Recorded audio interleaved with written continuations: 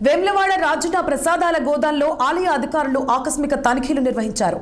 టెంపుల్లోని లడ్డూ గోదాంను కార్యనిర్వహణాధికారి రాధాబాయ్ పరిశీలించారు. ప్రసాదాల తయారీ, నిల్వ, నాణ్యత ప్రమాణాలపై ఆరా తీశారు.